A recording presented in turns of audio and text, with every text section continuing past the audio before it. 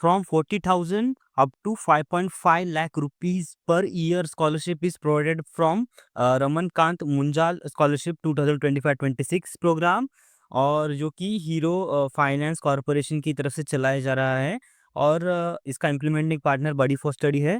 और इस स्कॉलरशिप के अंडर जो भी स्टूडेंट्स अलग अलग फाइनेंस से रिलेटेड कोई कोर्सेज कर रहे हैं, उनके लिए ये स्कॉलरशिप ओपन है। कोर्सेज जैसे कि BBA, BFI, BCom, BA, BMS और बहुत ज़्यादा कोर्सेज है जो कि स्कॉलरशिप के लिए एलिजिबल है। तो इस वीडियो में हम यही देखने वाले कि ये स्कॉलरशिप है क्या, इसे हम कैसे अप्लाई कर सकते हैं, इसकी प्रोसीजर क्या है, इसे अप्लाई करते वक्त कौन सी गलती हमें नहीं करनी है, सारी चीज़ें जानेंगे इस वीडियो में। Before starting the video, I request all of the students to subscribe to our channel, क्योंकि ऐसे मैं स्कॉलरशिप के रिलेटेड वीडियोस लाता रहता हूँ। So let's start the video.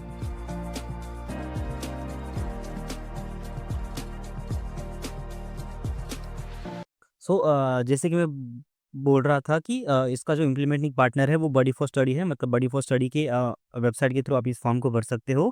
ये स्कॉलरशिप दी जा रही है हीरो फाइनेंस कॉर्पोरेशन की तरफ से। इस स्कॉलरशिप का नाम है रमन कांत मुंजल स्कॉलरशिप 2025-26। और इस स्कॉलरशिप की अगर मैं एलिजिबिलिटी की बात करूँ तो स्टूडेंट्स जो कि इनरोल्ड है बीबीए में, बीएफआई में, BCom, bachelors of management studies integrated, उसके बाद मैनेजमेंट, उसके बाद BA, bachelors in business studies, और एनी कोई भी फाइनेंस रिलेटेड अगर कोर्सेज है, डिग्री रिलेटेड है या फाइनेंस रिलेटेड, तो इस स्कॉलरशिप के लिए आप एलिजिबल हो। आपको मिनिमम 70% मार्क्स चाहिए, ठीक है, सॉरी 80% चाहिए अगर आप क्लास 12th और क्लास 10th के अभी पास आउट हो चुके हो। अगर आप पीडब्ल्यू के डी के अंदर आते हो तो आपको मिनिमम 70% मार्क्स आपको चाहिए क्लास 10th और 12th में, ठीक है, मतलब क्लास 10th में 80 और क्लास 12th में 80, ऐसे मार्क्स आपको चाहिए, ठीक है, मिनिमम 80। तो अगर मैं फैमिली इनकम की बात करूँ तो मिनिमम 6 लाख, ठीक है, 6 लाख के अंडर आपकी इनकम चाहिए, ठीक है, लेस देन 6 लाख। और इंडियन नेशनल्स के लिए ही ये स्कॉलरशिप अवेलेबल है। और जो हीरो फाइनेंस कॉर्पोरेशन या फिर नमन खान म्यूचुअल फाउंडेशन या फिर बॉडी फॉर स्टडी की जो एम्प्लॉय के स्टूडेंट्स है, इस स्कॉलरशिप के लिए एलिजिबल नहीं है, ठीक है। और जो प्रेफ़रेंस दिया जाएगा, जो यहाँ पे लिस्ट दी है उन्होंने एक, और इस लिस्ट के अंदर अगर इंस्टीट्यूशन टोटल अराउंड 205 इंस्टीट्यूशंस है, अगर आपके कॉलेज का नाम इस मतलब लिस्ट में है, तो आपको प्रेफ़रेंस दिया जाएगा, ठीक है। मोस्ट ऑफ द जो बड़े-बड़े जो फ़ेमस है, जैसे कि नेशनल लॉ कॉलेज है, ठीक है, अलग-अलग जो आईआईएम्स है, वो सारे इस मतलब लिस्ट में है, ठीक है। लवली प्रोफेशनल यूनिवर्सिटी भी है इसमें, सिम्बायोसिस कॉलेज है पुणे का, दिल्ली कॉलेज है। अगर आप इस लिस्ट में आपके कॉलेज का नाम अगर ना भी है, तो भी स्कॉलरशिप के लिए आप एलिजिबल हो, बट आपको उतना प्रेफ़रेंस नहीं दिया जाएगा, ठीक है। तो मैं अगर बात करूँ ये स्कॉलरशिप की बेनिफिट की, तो जो आपको मिनिमम, ठीक है, फ्रॉम 40,000 रुपीज़ से up to 5.5 lakh rupees per year आपको ये स्कॉलरशिप दी जाएगी। वो भी, ठीक है, for each scholar for 3 years, मतलब 3 इयर्स के लिए आपको ये स्कॉलरशिप दी जाएगी। और जो एग्जैक्ट अमाउंट है स्कॉलरशिप का, वो आपके कॉलेज की फीस स्ट्रक्चर पे डिपेंड होगा, ठीक है। फॉर एग्जांपल आपकी कॉलेज की फीस 1 लाख रुपीज़ है as per your fees structure, तो उसके इक्विवेलेंट अमाउंट या फिर उनके टर्म्स एंड कंडीशन के अकॉर्डिंग उस अमाउंट वो अमाउंट आपको को दिया जाएगा, ठीक है। उसके बाद मैं बात करूँ कि कौन से डॉक्यूमेंट्स लगने वाले हैं स्कॉलरशिप को फिल अप करने के लिए। सबसे पहले आपको आपके 10th और 12th की मार्कशीट लगने वाली है। उसके बाद आपको आपका आधार कार्ड लगने वाला है। उसके बाद आपका पैन कार्ड या फिर आधार कार्ड आपके पेरेंट्स का लगने वाला है, ठीक है, बोथ दोनों। उसके बाद आपका इनकम प्रूफ लगने वाला है, जिसके अंदर आप आपका इनकम सर्टिफिकेट अपलोड कर सकते हो, या फिर आपका जो आईटीआर है वो अपलोड कर सकते हो, या फिर आपकी सैलरी स्लिप है वो आप अपलोड कर सकते हो, ठीक है। उसके बाद जो बैंक अकाउंट स्टेटमेंट लगेंगे एप्लीकेंट के पेरेंट के, ठीक है। उसके बाद करंट ईयर एडमिशन प्रूफ लग सकता है, जिसके अंदर आपको बोनाफाइड या फिर फीस स्ट्रक्चर या फिर फीस रिसिप्ट अपलोड करनी होगी। उसके बाद कॉलेज फीस रिसिप्ट या फिर deemed demand receipt issued by the college आपको यहाँ पे अपलोड करनी होगी। उसके बाद आपको एफिडेविट एक अपलोड करना होगा, ठीक है, जिसके अंदर आपको ये मतलब लिखा होगा कि जो भी आप डॉक्यूमेंट्स अपलोड कर रहे हो वो सारे एकदम ट्रू है। उसके बाद आपको जो आपका पासपोर्ट साइज फ़ोटो है वो आपको अपलोड करना है। उसके बाद जो सारे अगर आप डॉक्यूमेंट अपलोड करोगे, ठीक है, वो सेल्फ असिस्टेड डॉक्यूमेंट होने चाहिए, ठीक है। उसके बाद मैं बात करूँ तो इस स्कॉलरशिप के अगर 1-2 क्वेश्चंस की बात करूँ तो इसकी सिलेक्शन प्रोसेस क्या है, ठीक है? अगर सिलेक्शन प्रोसेस की मैं बात करूँ तो सबसे पहले शॉर्ट लिस्टिंग होगी कैंडिडेट्स की उनके एकेडमिक मेरिट और फाइनेंशियल बैकग्राउंड की बेसिस पे। उसके बाद उनका डॉक्यूमेंट वेरिफिकेशन होगा। उसके बाद जो टेलीफोनिक इंटरव्यू होगा कैंडिडेट्स का, तो वो किया जाएगा।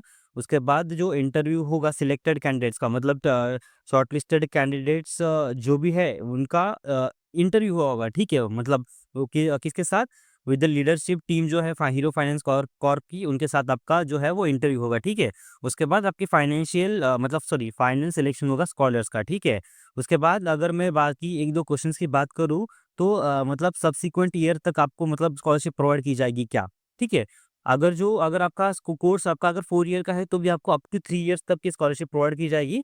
और इस स्कॉलरशिप को अगले साल मिलने के लिए मतलब रिन्यू होने के लिए आपको जो एकेडमिक मेरिट है वो एकदम से मेंटेन रखना होगा। उसके बाद अगर ये वन टाइम स्कॉलरशिप है क्या, नहीं, ये रिन्यूएबल स्कॉलरशिप है। आपको ये up to 3 years scholarship provide की जाएगी, ठीक है। उसके बाद अगर और कोई क्वेश्चन है स्कॉलरशिप के रिलेटेड तो आप उनकी हेल्पलाइन पे यहाँ पे सॉरी कॉल कर सकते हो। एक्सटेंशन नंबर 2326 आपको याद रखना है। उसके बाद अगर आपको और इन्फॉर्मेशन चाहिए तो आप इनका जो ईमेल है, ठीक है, वो ईमेल पे आप उनको ईमेल करके सारी चीज़ें पूछ सकते हो। उसके बाद मैं बात करूँ इसके एप्लीकेशन प्रोसीजर क्या है, तो सबसे पहले अगर मतलब बडी फॉर स्टडी पे जितने भी एप्लीकेशंस होते हैं उनकी प्रोसेस लगभग सिमिलर होती है। आप मेरा कोई भी पुराना या फिर स्टार्टिंग का वीडियो देख सकते हो जिसमें मैंने सारी प्रोसेस बताई है कि कोई भी स्कॉलरशिप को बडी फॉर स्टडी के प्लेटफॉर्म से कैसे अप्लाई कर सकते हैं। और मैं सभी ओवरऑल समरी अगर मैं बताऊँ तो सबसे पहले आपको आपकी पर्सनल डिटेल्स फिल करनी होती है। उसके बाद आपकी एकेडमिक की डिटेल्स जिसके अंदर आपकी क्लास 10th की डिटेल्स, क्लास 12th की डिटेल्स, उसके बाद जो आप कोर्स में अभी जॉइन होने वाले हो उसकी डिटेल्स आपको देनी होती है। उसके बाद आपको 1-2 रेफरेंसेस अटैच करने होते हैं। उसके बाद आपको डॉक्यूमेंट्स का सेक्शन आपका खुल जाएगा। तो जैसे ही डॉक्यूमेंट सेक्शन में आपको सारे डॉक्यूमेंट्स आपको अपलोड करने हैं। आपको ये याद रखना है कि अगर आप कोई कॉलेज का डॉक्यूमेंट अपलोड कर रहे हो तो उसके ऊपर कॉलेज का स्टैम्प प्रेज़ेंट हो। ये बहुत कंपल्सरी होता है और छोटी-छोटी चीज़ें होती है जिसकी वजह से कोई भी मतलब आपका डॉक्यूमेंट मतलब ओरिजिनल कंसिडर हो सारे डॉक्यूमेंट्स और आपको एडवांटेज मिले उस चीज़ में, ठीक है। उसके बाद आपको जो आपका 1-2 क्वेश्चन्स होते हैं नीचे जैसे कि आपको स्कॉलरशिप क्यों देनी चाहिए, ठीक है? बड़ी फॉर स्टडी के आप एम्प्लॉयी हो क्या? मतलब एम्प्लॉयी के बेटे हो क्या? फिर मतलब स्टूडेंट हो क्या?